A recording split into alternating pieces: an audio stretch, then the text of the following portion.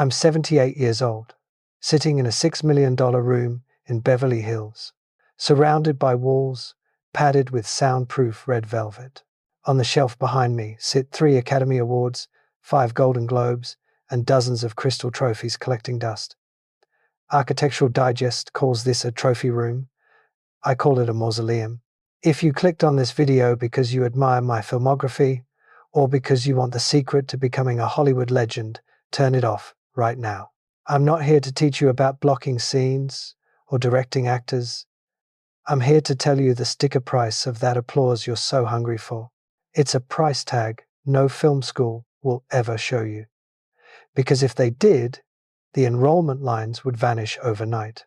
They say cinema is the most beautiful lie ever told, and I was the world's greatest liar for 40 years. I lived in a reality where I played God on set. I yelled cut, and time froze. I yelled action, and emotions poured out on command. I could make it rain in the middle of the Mojave Desert. I could turn a scumbag into a hero in the editing room. And, most importantly, I could fix any mistake. Scene didn't work? Reshoot it. Actor can't cry? Blow menthol in their eyes. Lighting looks flat? Wait for sunset and try again tomorrow. I got so used to the idea that everything could be fixed in post-production that I forgot a terrifying truth. When you walk off the soundstage, nobody yells cut. You see, when you get too good at manufacturing fake emotions, you start to despise real ones. Real emotions are messy. They're unscripted. The lighting is usually terrible.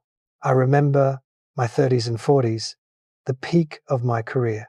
I'd stumble home at 2 a.m, reeking of scotch and cigarettes.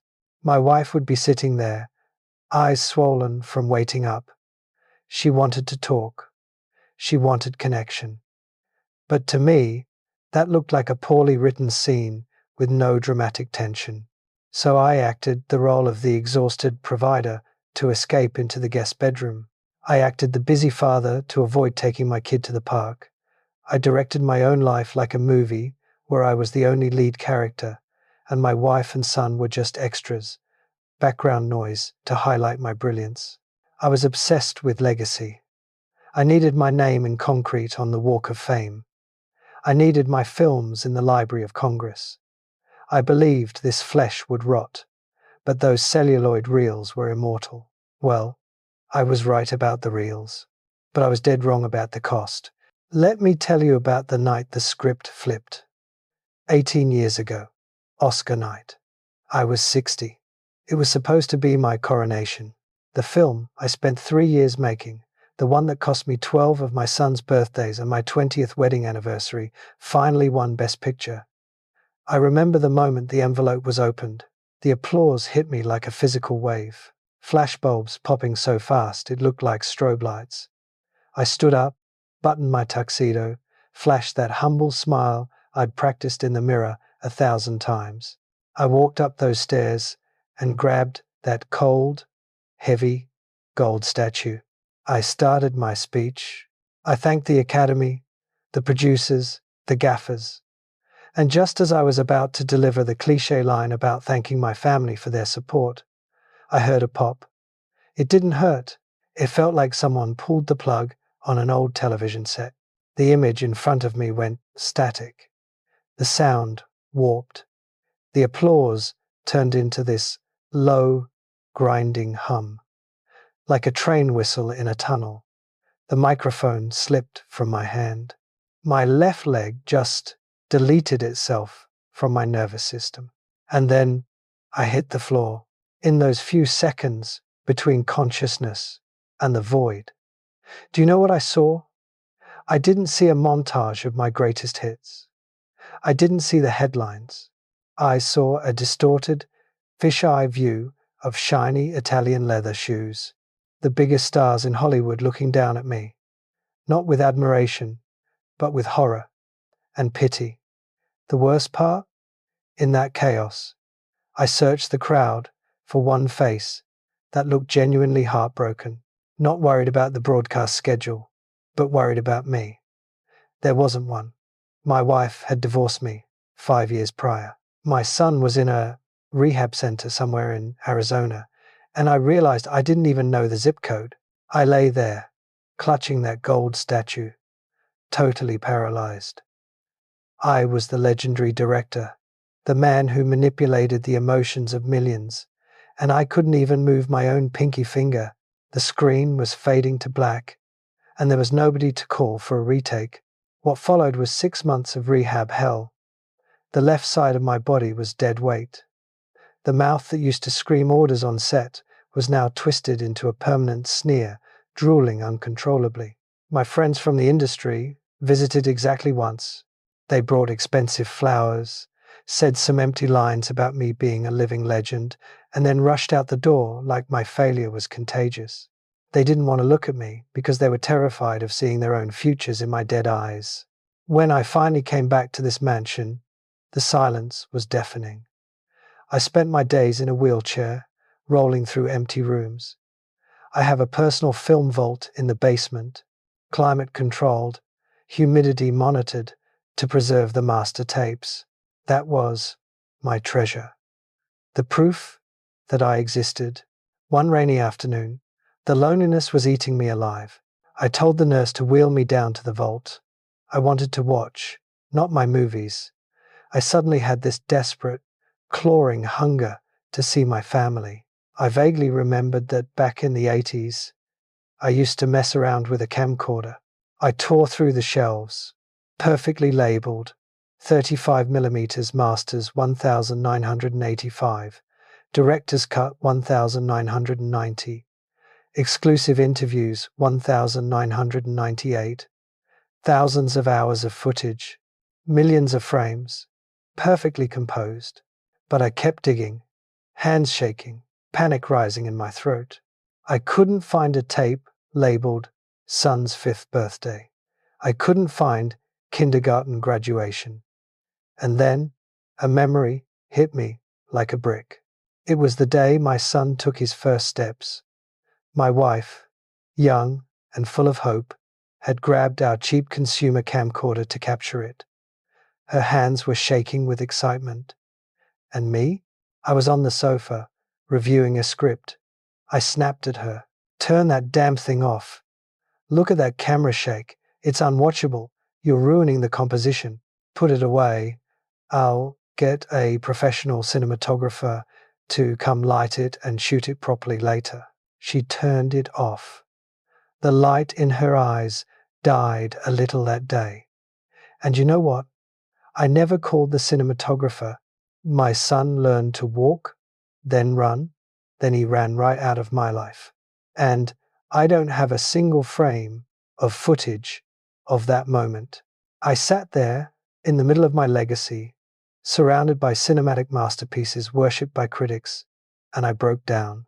I sobbed like a child, a twisted, ugly sound coming from my paralyzed throat. I owned the most beautiful fake moments in history: explosions, rain-soaked kisses, heroic speeches, but I was bankrupt in my own biography. I was a giant in the box office and a beggar in my own home. These reels of film, they were cold, indifferent. They couldn't hug me.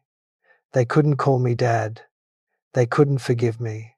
Listen to me, especially those of you dreaming of curating a picture-perfect life like it's a 4K movie. You have the same disease I had, only your tools aren't 35mm cameras, they're smartphones and social media feeds. You edit out the grief, you color grade the smiles, you use filters to smooth over the exhaustion. You're editing your biography in real time. You're so busy framing the shot for your audience that you're forgetting to actually feel the warmth of the person sitting right in front of you. Stop living like a hack screenwriter obsessed with a happy ending. Stop waiting for the perfect moment to start loving or forgiving. In the business, we have a term called magic hour. It's that golden window of light right before sunset. It lasts maybe 20 minutes. I spent my entire life chasing those 20 minutes and ignoring the other 23 hours of darkness. But real life doesn't happen during magic hour. Real life is 3 a.m. when your kid is vomiting with a fever. Real life is a boring Tuesday afternoon arguing about the electric bill. If you leave those ugly scenes on the cutting room floor, you're not living. You're just a background extra in your own delusion. I learned this too late. After that day in the vault, I tried to reach out to my son. It took 2 years for him to pick up the phone. It took another 3 for him to agree to bring my grandson to see me. You're expecting a Hollywood reunion, aren't you? Swelling strings, a tearful embrace, all sins forgiven in a 3-minute montage. Forget it. Life isn't a movie. The first time they came over, the air in the living room was so thick you could cut it with a knife. We sat opposite each other, awkward, distant. He looked at me, an old man in a wheelchair, with a twisted face, with suspicion, not love. And the scars I gave him over 30 years don't heal just because I said, I'm sorry. But that's life. That awkwardness, that uncomfortable silence, it was real. And I cherish it more than any award on my shelf. I didn't try to direct the meeting. I let it be messy. Now, he comes by once a week for 15 minutes, just 15 minutes. We talk about the weather, the late traffic, boring, mundane stuff. But to me, those 15 minutes of small talk are worth more than my entire 40-year career. Because this time, I don't yell cut. I sit there, I listen, and I am finally, truly present. So here is the dying wish of a washed-up director. Burn the script. Stop trying to control the narrative. Accept the shaky cam. Accept the stuttered lines. Accept the bad lighting. Let your kids get muddy without changing them for a photo op. Let your marriage have unscripted arguments without posting a philosophical status update about it. Have the courage to live a life that isn't photogenic. You don't get a retake for the scene you are living right now. The second you are looking at this screen, this is the master shot. Once it passes, it's gone into the void forever. There is no archive that can save it except the memories of the people you love. I look at the 3 Oscars on my shelf. They are shiny, proud, and freezing cold. Then I look down at my trembling hand. I'm holding a photo printed on cheap paper. It's blurry. It's me and my grandson eating ice cream. We're covered in chocolate, we look messy, and the composition is terrible. If I could trade every second of glory, every standing ovation, every red carpet moment just to go back to that Sunday 30 years ago, to put down the script, pick up that cheap camera, and film my son walking into my arms, I would do it in a heartbeat. But I can't. You can. The camera is rolling. The red light is blinking. And most importantly, nobody has yelled cut yet. Don't wait until the curtain falls to realize you are playing the wrong character the whole time. Turn this video off. Stand up. Go find your cast, the real ones. Hold them. Tell them the unscripted, ugly truth of how much you love them. That is the only masterpiece that matters.